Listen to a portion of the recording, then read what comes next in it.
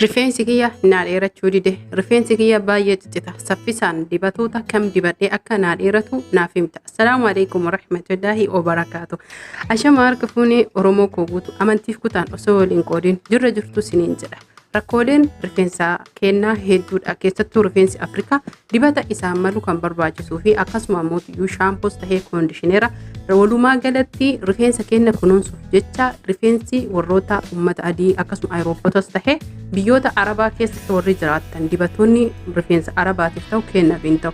Kana jechuun uumamni rifeensa Afrikaa garaagarummaa guddaa kan qabuu fi rifeensi kennaa ummatoota yookiin ummata gurraachaa biyya keenyas tahee biyyoota kamiyyuu rifeensi Afrikaa hedduu kan mammaramuu fi rifeensa keenya baay'ee haphiidha. Garuu namni keenya yeroo hedduu rifeensi keenya jabaataadha jedha. Rifeensi keenya mammaramaa yookiin dadhabaadha. Rifeensi ummatoota biraa ammootuyyuu rifeensa isaanii dheeraa diriiraa akkasuma immoo hiddi isaallee jabaataa rifeensi isaallee waan jabaataa ta'eef jecha akka hin ciccinnes akkasuma rakkoolee adda addaa kan dandamatuu fi sammadee jechuudha rifeensi isaanii diriiraadha. Rifeensi keenya jabaataa nutti fakkaata malee mammaramaa akkasuma mootiyyuu baay'ee kan ciccituu fi caccabu. Kanaaf furmaata rifeensa mana keenyaa namoonni hedduun jechuudha shamarran keenya rifeensa isaanii maal akka dibatan akkasuma akkam akka godhan adda baafatanii beekuun barbaachisaadha. Tokkoffaa irratti rifeensa keenya yeroo fillu keessattuu rifeensi Afrikaa yeroo filamu hunda isaa jiidha yookiin dibata qabaachuu qaba. Dibata rifeensa Afrikaatiin madaalame yookiin ammoo rifeensa Afrikaatiif barbaachisu itti dibnee rifeensi keenya akka hin ciccine yookiin akka waliin qabanne addaan baasuun dirqama. Itti aansuun qalamii yookiin ammoo rifeensa keenya bifa adda addaa dibuuf bifoota jijjiiruuf jecha rifeensi keenya hedduu rifeensi Afrikaa kan dadhabuu fi kan hin dandeenyedha. Kana jechuun rifeensa keenya akka ciccitus tahee akka ququrxamuu akkasuma immoo dadhabiinsa rifeensa keenyaa keemikaalarraa dandamachuu hin danda'u. Walumaa galatti warroonni qalamii adda addaa dibanis rifeensa isaanii kunuunsuu fi akkasuma tajaajila gahaa dibata isaan madaalchisuu fi isaaniif barbaachisu dibatuun isaan irratti dirqama. Itti aansuun rifeensa keenya yeroo filaa isaaf ta'u filaa afaan isaa yookiin ilkaan isaa addaan faffagaate osoo ta'uyyuu akkasuma immoo rifeensa keenya caafii irraa yeroo firru osoo walitti yeroo rakkate qabnee harkisuu osoo hin tahin eegumsa bifa laafaa ta'eef haala bareedaa taheen harki keenya rifeensa Afrikaa qabuun barbaachisaadha. Harkaan qabne suutaan addaan baasaa filaadhaan filla jechuudha. Kana jechuun akka rifeensi keenya kan wal qabate filaa wajjin ciccitee yookiin ququrxamee akkasuma buqqa'ee hin baanedha. Irra caala rifeensa nama keenyaa ciccitiinsaa fi akkasuma yaa'insaan hedduu kan isaan dararuu fi isaan rakkisu. Anarraa jalqabee rifeensi Afrikaa baay'ee kan jajjabaatuu fi kan mammaramu. Irra caala rifeensi keenya miidhagina adda addaa irratti mammaramuu fi akkasuma immoo firiizii adda addaa baay'ee mijataa kan tahee fi namoonni farrazan yeroo argitan yoo jiraate baay'ee rifeensi isaanii kan dheeratuu fi akkasuma hedduu kan laafuudha.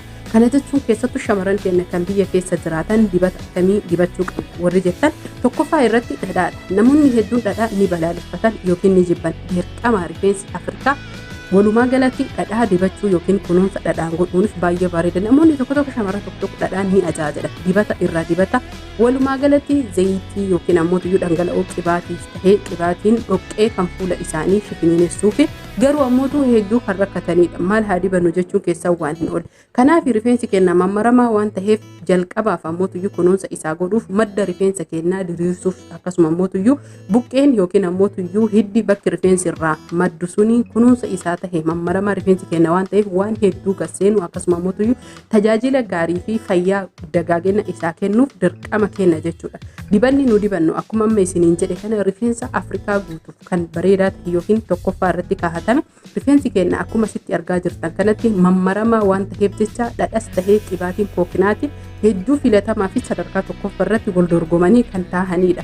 Kana jechuun shamarran keenya namoonni dhadhaa dhibbarraa dhibbatti hin jaalanne qibaatii kookinaatiif fayyadamuu ni dandeetta yookiin ammoo saamiraa qibaatii isa jedhaniisa akkasuma dhangala'oo yookiin ammoo qibaatii bishaanis fayyadamuu ni dandeetta. Irra caalaa qibaatiin bishaanii hedduu rifeensa keenya akka diriiruu fi yeroo dhiqannee akkasuma kaawyaa adda addaa yookiin ammoo tuksii rifeensa keenya tokkoffan nu gargaara. Akkasuma dhadhaa mana keenya keessatti torbaanni al tokko dibannee rifeensa keenya osoo mana tuksii yookiin ibiddaan hin tuqin kamaa biraatis tahee harkarraa kan barbaade haa ta'u dhadhaa keenya dibannee sa'a lama irra tuksiisnee dhiqannee namoonni kan hin dandeenye qibaatii kookinaatii dibachuun kan biyya keenya keessatti argamus tahee kan biyya biraatitti ofirra tursiisuudhaan booddeessanii rifeensa keessan haala bareeda taheen ofirraa dhiqatanii kana malees jechuudha sirriitti akka laafee diriiree fudhatutti fudhachiiftanii isinii danda'ama taananii namoonni tokko qibaatii namoonni dhadhas ta'ee qibaatii dhoqqee furfurii isinitti fiduu danda'anii ofirra tursiisuun tursiisiin dibattanii ofirraa dhiquu ni dandeettanii. Kanaaf namoonni hedduun jechuudha qibaatiileen adda addaa qibaatii akka baala foonii qibaatii na'anaa zayitoleen jechuudha. Dhangala'oon qibaatiin dhangala'oon kan furfurii balleessan akkasuma immoo rifeensa keenya saffisaan akka diriiran nu gargaaran hedduutu jira.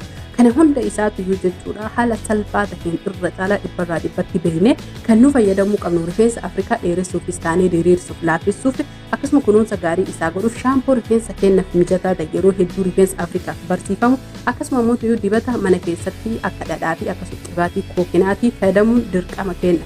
Namoonni ammoo qibaatiin kookinaatis ta'ee akkasuma qibaatiin dhoqqee kookinaatii fuula keessan isin fifiiniinistu dhiqattoonni adda addaa ni jiran akkasuma zayitii qobboollee hedduu bareedaadha zayitolee hedduudha jechuudha kan baratame biyya keenya keessatti dibnee ofirra tursiifnee ofirraa dhiquun akkasuma immoo yeroo dhiqannee kaanee gabaabamatti qibaatii kookinaatii qibaatolee adda addaa kan rifeensa Afrikaatiif filatamaa ta'an yookiin mijataa ta'an bitannee itti fayyadamuu ni dandeenya. Akka fakkeenyatti qibaatii kookinaatii yookiin qibaatii abukaadoo akkasuma qibaatii zayitii zayituuna irraa hojjetamtus ta'e osoo hin dhiqatin durallee zayitii zayituuna rifeensa keenya yoo dibanne hedduu bareedaa fi rifeensa keenya akka bareedu yookiin akka miidhagu nu gargaara.